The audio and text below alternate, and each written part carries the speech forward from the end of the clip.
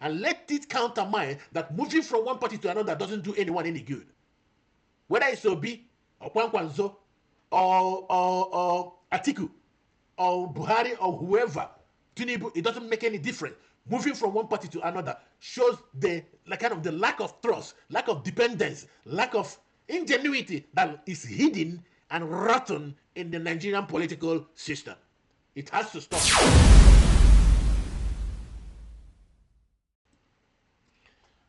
Hello, my friend, and welcome to this episode of Common Sense View. It's been a while we collaborated with each other. I want us to think about what is going on now in my home country, Nigeria, as the case may be. Here in Sweden, there will be election in few months. The ruling power are gradually putting their strategies in great perspective. They are solidifying some things they want to hold on to, and then also expanding some others.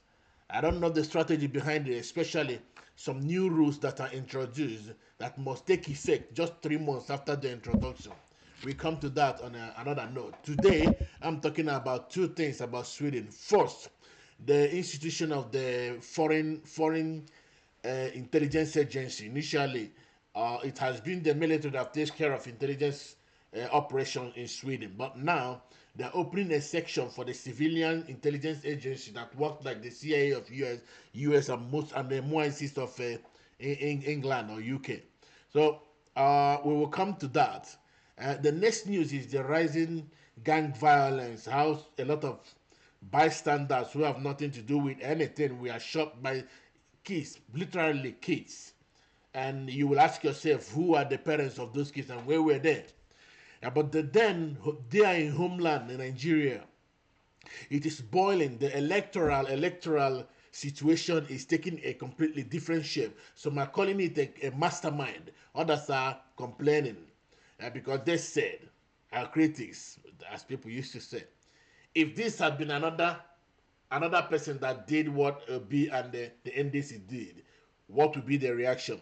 But as a matter of fact, most people who supported it, I think, from my own perspective, are looking up to what will be the situation of Nigeria if nothing changes, if the status quo remains, if Obi, who most people think is the possible light for the darkened nation, loses a second time. I have my own view, but at this point, let us take the first news today. Sweden is officially establishing a brand new foreign intelligence service known as UND. Utrikes Director Shensen. Okay, what do they do? Foreign Minister Maria Malmö Steingard has announced a budget of roughly $302 million for this service, which is expected to be operational by early 2027. It is a direct response to what the government described as a serious security situation and a complex threat picture. Yeah, that is the readout. But my own perspective is civilians intelligence agency is good, especially if it is foreign intelligence. But the problem with every foreign intelligence in most Western countries, all over the world, is that at a certain point, they are usually turned against their people. Not that the government is bad-willed, no. But it's usually the case. Whatever that the government starts to protect the people, most of the times, especially when it goes to security and surveillance, most of the times it's turned against the people. Because the government is always trying to protect itself. Otherwise, why are so many things classified? Never declassified. Every government of the world you go to today have piles and piles of things classified beyond human imagination. And you ask yourself, why? Why? The question here is, who killed Olof Palme? How many years ago? But still, it is not purely declassified. Why? It's not only here. I'm not saying that it's wrong to do it. I'm only saying that this is good intention to monitor the aggression of Russia. Good. But usually, every foreign intelligence of any country you can talk about in the world has ended up turning to be a local intelligence, spying on the people, taking information from the people and giving to the government. and then completely missing the foreign intelligence because they are concentrated on spying on the people at the homeland.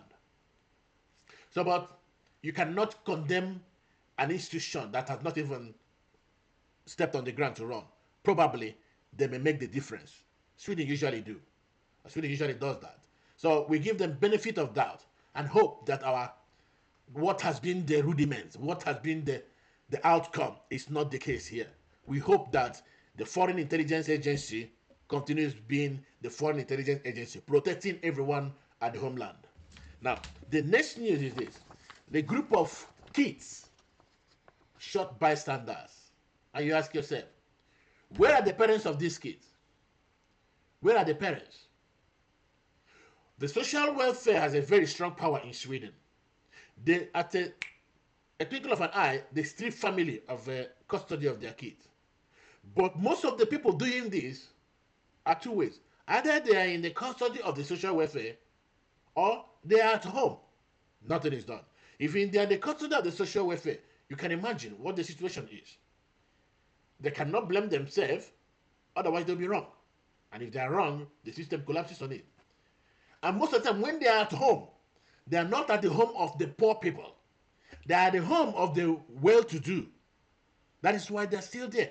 Because if they are at the home of the poor, easily they strip them away.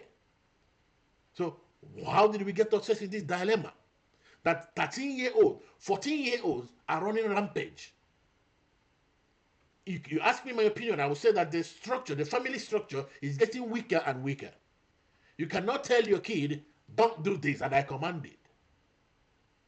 Just saying that, it means that you are lording it over your kid. It means that you are authoritarian, aggressive, and use Krekande method. And it's unacceptable. And the problem with that is that if you have a kid that is too stubborn, a kid that doesn't want to listen to anything, already the chain of discipline command is already broken. What can you do? The kid knows that you cannot go beyond words. And I'm not talking about capital punishment. I'm not talking about not capital punishment. Sorry to use the word capital punishment. Not that. I mean, I'm not talking about disciplining a kid in a way that is done in maybe uncivilized places. I'm not talking about raising your hands on kids. I'm not talking about that. As simple as telling the kid to, now you sit down right here. If you don't say it the right way, you could get yourself into trouble. And I don't mean getting your kids into a problem or getting the kid social welfare to take away your kid. I mean getting yourself into trouble because you are aggressive on the kid. The problem with that now is that the kids, knowing that they have freedom, without knowing that every freedom goes with responsibility, they just do what they want. And when a 13-year-old has a gun, they don't know what life means. They have trained a lot. Where did they train? In their video games. They play this in their video games. Robbery, killing, riotry, whatever you may call it. And they extrapolate this into reality. They think that as it happens in the video game, so it is in real life. And it makes it difficult to control what they do.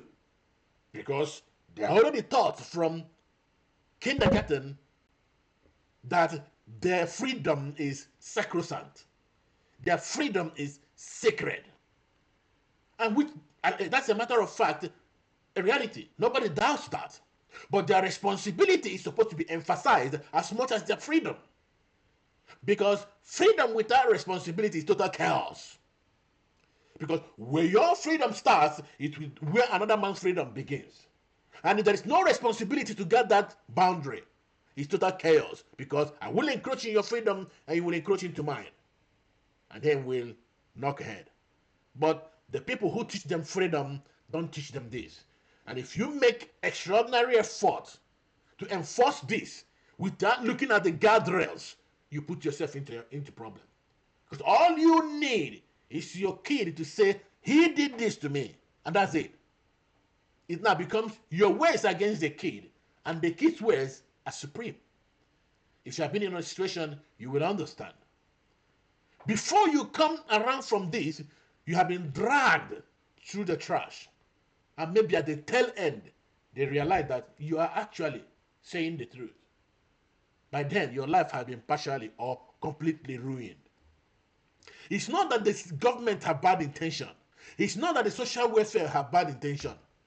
But the kids are evolving so fast that they know how to take advantage of the system built to protect them, as a matter of fact. The system was built to protect the kids. But they are still taking advantage of it to hurt those who are trying to protect them. And what did it lead us to? A 14-year-old slapping his father. I have a friend. His 14-year-old was slapping him and calling the police. What saved him was what? He was videoing it. And he was holding him on his trousers until the police came. He showed them. Here is the video evidence. He was the one hitting me. What happened to the kid? Nothing. What would have happened to the father if he were the one beating the kid? He goes to jail. You know the funny thing? The kid knows that. So in a situation like that, what do? You see a 14-year-old carrying a gun out of the house. What can you do? You can't stop him, because if you dare to stop him, he slaps you. And if you dare to slap back, you go to jail. So in as much as the system is built to protect the kids, things have changed a lot. In the 80s, early 90s, even early 2000s, the social media wave is not showing anomalies of other countries so rapidly as they're showing it now. That means the rules here are actually, the rules obeyed here and disobeyed here are actually the rules that are made here. But currently, the kids are here and they are operating on the rule written in the US, in China, in Japan, in Germany, in London. So in a way, the rule you're operating with, you are using to guide and protect them, is not the rule they're operating with. Otherwise, how could a very peaceful Sweden turn into a violent den? And when you talk about violence, it's not like adults, just kids. And who are behind those kids? What can we do to stop them? Because those kids will grow tomorrow. And the number are expanding. So, you tell me what you think in the comment section. If I'm going out of the line, you tell me. I'm only saying my mind. And I believe in the system. The system works. So we cannot destroy the system. And including the system that protects kids from abuse. That should be guarded. But something has to be done about the kids that have gone out of hand. The system said some of them that are not citizens will be deported. What about the ones that are citizens? What happens to them? They go to juvenile place, looks like a hotel. They enjoy themselves, do some trainings and come back and become better than they were. So, in as much as it's good to deport those who are worms causing all of these problems, it's also good to make a law that judges both of them together. So that we cannot enjoy that we deported this, and yet the indigenous ones are doing what they're doing. And when I mean indigenous, I don't mean pure Swedish. I mean the Swedish by nationality and Swedish by birth. Some people who were born here, whose parents are from outside here, both parents are from outside here, and they are born here all their life, they have lived here, they may claim that they are Swedish. It's not me to counter that or to approve that. It's not in my hand. So what I'm saying is that there has to be a review of the law that is guiding this, because it's getting completely out of hand. And why it's getting out of hand is because the kids know that the parents have limits. And they don't even know that they themselves have limits, because nobody has taught them limits. And if there's no way that the government will impose a limit on what the kids can and cannot do, especially teaching them from the kindergarten, the same time they are taught their freedoms, teaching them their responsibilities. And what happens when they become a destabilizing force of the society? If we don't do it now, it's getting too late. I know that there is a law, that kind of a bill, to make sure that kids, even 13 years, can be tried in a criminal court if they commit a serious offense. That is really a development, a good development in a good direction. But we cannot wait until small kids are getting mad every day before we get to that. It should be a priority. So, moving on. It's about Nigeria, the homeland. I talked about Sweden, the resident, the host land. So Nigeria, the homeland. the news there is really interesting. An interesting development, what is going on in the homeland. And that's the movement of Peter Obi, the well coveted man of the people, and how he has been moving. I read what I got. The political landscape in Nigeria is currently undergoing a significant realignment. As the country looks toward the 2020 general election, the most prominent recent development is Peter Obi's formal entry into the Nigeria Democratic Congress and the party's strategic decision to zone its 2027 presidential ticket to the south for a single 4-year term. Now, this is how this was described. Why was the presidential ticket zoned to the southeast for 4 years old? Why? Why that? I want to understand why. There's no other reason as to we created dream for Peter Obi. I love Peter Obi. As a matter of fact, the last election I had my argument with some group of friends. I said Peter Obi will win, but he will not be president. Now, the result says that he lost. So I may have been wrong with my projection, but not 100% wrong, because I said he will not be president. Not because I don't love him. Trust me, I will vote him 10 times if I had to.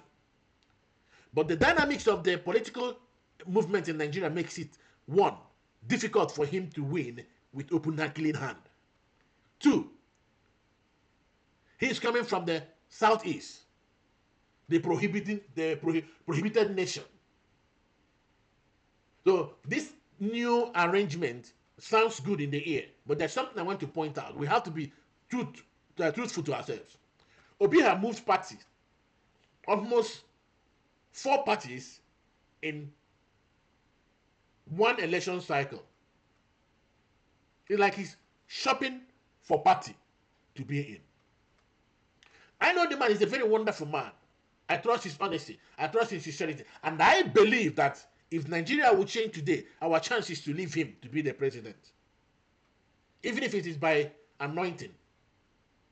But the idea of realignment, when one party wins, every party moves to it. The only thing that is different from Obi is that he's not moving to the ruling party, which is understandable.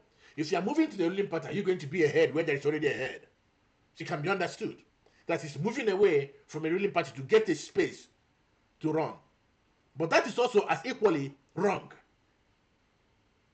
Yeah, I read that the ruling party is using some factions to destabilize every other party so that there will be one party system in Nigeria, which is dead for the nation.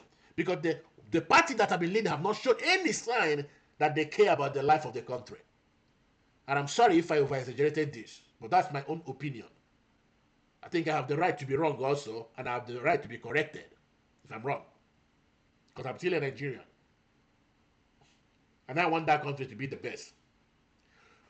If Obi will stay here and win, I love it. But the system of where one party wins, every other party navigates to that party. Another, and when that wins, like Atiku, who have like literally told every single party more than twice. It doesn't make sense anymore. You are shopping for opportunity. You are not building anything. So NDC played a smart move, but I don't think they had Obi in mind when they were playing their move. They are also being opportunistic. But let the opportunistic movement they are making be to the lifeline of Nigeria, because the country is not in good shape. And I'm not trying to be mean on the ruling party. No. The country is not in good shape. Just about 2008, 6,000 Swedish crown is what you need to have 100,000 naira. Now, 1,000 Swedish crown is 150,000 naira. It's not a good sign. It's not a good sign. And when you talk about this, it's like you hate your country. No, I will never love any other country better than mine. There are 2 countries in this world that mean much to me. Sweden and Nigeria. Not in that order. But I say that because I am here now. But if I put it in the order of preference, Nigeria and then Sweden. I love these 2 countries. One was where I'm coming from, that formed every idea I have in my head. One is the one that has sheltered me for a very long time, and I'm happy. And when one is progressing in a geometrical progression, another one is like retrogressing in a geometrical progression. It's so annoying, it's so painful to watch. And one of the reasons is this constant political realignment. There's no party, as a matter of fact. It's just the names. Because the individuals that occupy these parties are moving every time. Once there is a new leader here, everyone moves to that direction. It's like the wind. It's like a dust. Until there's a stability, whereby the opposition remains opposition, build up what is wrong with them, and fight the ruling party in a positive way. And knock them out by gathering the opinion of and the support of the people. If Nigeria cannot do that this time, the problem will still continue. People will just rule one year or one tenor, and then they will gather all the members of other parties that have been doing all these wonderful things we like about the country, and they'll gather them into NDC again. There's much one person can do. Then at that point, Obi will be the only good person in the party. And the name of the party will become also rotten. And at the end, probably PDP wins again, and everyone will fly there like a weaver bird. No, that is not the way. Obi as a person I trust. I believe he has a good will. I believe he's a very good leader. I believe his ability to get people to believe in what he believes in is great. And he doesn't usually disappoint. But the idea of moving from one party to another, I abhor it. It doesn't matter who does it. And that's my opinion. If I go home, if there is a voting paper to here from Nigeria to this place, I will vote Obi. Sure. Because in this game of devil's alternative, where somebody will get hurt, whatever way you take the way where fewer people will get hurt. So that's the kind of choosing between two evils. Evil is evil. But if you must choose between two, you choose the less one. So, my friends, I know that what I'm saying is not conventional, and I don't mean to be conventional either. It's just my own common sense view. If it's not good enough, let me know on the comment side. As a matter of fact, I beg you to like, subscribe, and come and talk with me. Tell me where I'm talking nonsense. I want to hear it. Criticize me and with your points. You can call me names if you want. I really don't care about it if you call me names or not. But I want you to say something that makes sense. Because if you don't see this, I'm not trying to make you see things from my own perspective. See it from your own point of view and let it counter mine that moving from one party to another doesn't do anyone any good. Whether it's Obi or Kwankwanzo or Atiku or Buhari or whoever, Tinubu, it doesn't make any difference. Moving from one party to another shows the lack of trust, lack of dependence, lack of ingenuity that is hidden and rotten in the Nigerian political system. It has to stop. And if it doesn't stop, even if Obi rules, imagine that. He's already zoned that he will rule for only 4 years. So whatever he is doing, he knows that he has 4 years mandate. 4 years. He can't go beyond that. Then that means the people who are around him also know the same thing. And they checkmate him to make sure that he doesn't achieve much within that 4 years. Where lies the element of surprise? It's gone. Yeah, I know that you can still do a lot in 4 years. But when the people who are checkmating you, who are trying to win you, who are opposing every single move you make, know that you have only 4 years to be in the office, what do you think they will allow you to do? They put obstacles so that before you jump out of those obstacles, it's already 4 years, and you go out and the status quo continues. The flip side of it is you become a tyrant and bamboozle everything on the way, in which case the aim will still be defeated. So whichever way, you are put in a tight corner, a good man. Or did you put yourself in that tight corner, Obi? I know you believe that you can do a lot, but the institution is too rotten. Now, for you to be able to do much in 4 years, you have to be a tyrant. Because it's not just the enemy from without your party, but there will arise the enemy from within. Either instinctually, either voluntarily, or induced, or incentivized. So if you do not foresee that there will be obstacle if you become a president with a mandate of 4 years, then you are not as intelligent as I believe you are. And I hope to God that I am wrong. Peter B, I believe in you. But watch it. The people who are cheering might also be the people who will be tearing. So you have to be vigilant. If it is 4 years, if it is 8 years, you do not have to restrict yourself even before you take the first step. So, my friend, this is where I stop it for today. Thank you so much for, even if it is 1 minute you watched. I'm grateful you did. Stop by another time. Just like, subscribe, and what? Comment. Let's make this a discussion. See you, and until we meet again, be free and in your own terms. I remain your host. I am Mike.